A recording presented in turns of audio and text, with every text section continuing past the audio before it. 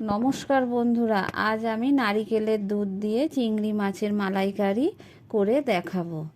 এই রান্নাটি খুবই টেস্টি হয় খেতে। অবশ্যই এই ভিডিওটি আপনারা দেখবেন, দেখে আমাকে কমেন্ট করে জানাবেন। চিংড়ি মাছের মালাইকারি করার জন্য আমি একটি নারকেল ছাড়িয়ে কেটে কুচি কুচি করে কেটে নিয়েছি, আর নিয়েছি পেঁয়াজ, রসুন, কাঁচা লঙ্কা আর আদা।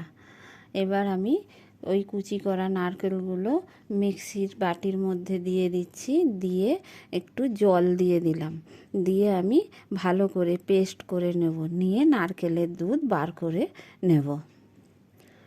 এবার আমি পেস্ট করে নিয়েছি, আমি এবার একটি ছাঁকনির মধ্যে দিয়ে এটা দুধ বার করে নেব, খুব ভালো করে ছেঁকে নেব। এই দেখুন, এইভাবে আমি চেপে চেপে খুব ভালো করে দুধটা পুরো বার করে নেব নারকেলের, নিয়ে চিংড়ির মালাইকারি করব।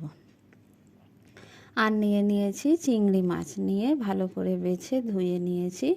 মাছগুলো লবণ আর হলুদ মাখিয়ে নিচ্ছি, লবণ হলুদ মাখিয়ে রেখে দিলাম। এবার মাছগুলো আমি ভেজে নিচ্ছি। মাছ ভাজা হয়ে গেছে, নামিয়ে নিয়েছি। ওই তেলের মধ্যেই দিয়ে দিলাম গোটা গরম মশলা, দিয়ে দিলাম বেটে রাখা পেঁয়াজটা। পেঁয়াজ দিয়ে খুব ভালো করে পেঁয়াজটা আমি ভাজা ভাজা করে নেব। নিয়ে দিয়ে দিয়েছি বেটে রাখা রসুন, দিয়ে রসুনটা ভালো করে কষিয়ে নিয়ে দিয়ে দিয়েছি আমি আদা আর কাঁচা লঙ্কা বাটা, দিয়ে মশলাটা খুব ভালো করে আমি কষিয়ে নিয়েছি। এবার দিয়ে দিলাম আমি লঙ্কার গুঁড়ো আর একটু কাশ্মীরি লঙ্কার গুঁড়ো, দিয়ে দিয়েছি হলুদ, একটু ধনের গুঁড়ো, আর দিয়ে দিলাম একটু জিরের গুঁড়ো, দিয়ে একটু জল দিয়ে দিয়েছি। দিয়ে মশলাটা আমি খুব ভালো করে কষিয়ে নেব।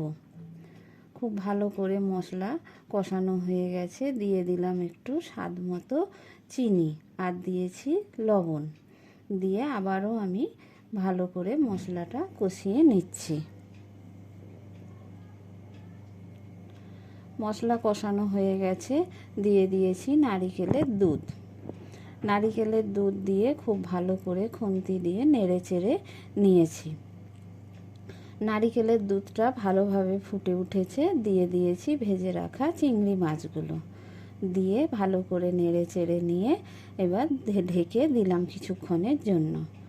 ঢাকা খুলে নিয়েছি, দেখুন কত সুন্দর তেল ছেড়ে এসে দিয়েছে, আর ভালোভাবে চিংড়ি মাছের মালাইকারিটা হয়েও গেছে। এইরকম গ্রেভি গ্রেভি থাকবে।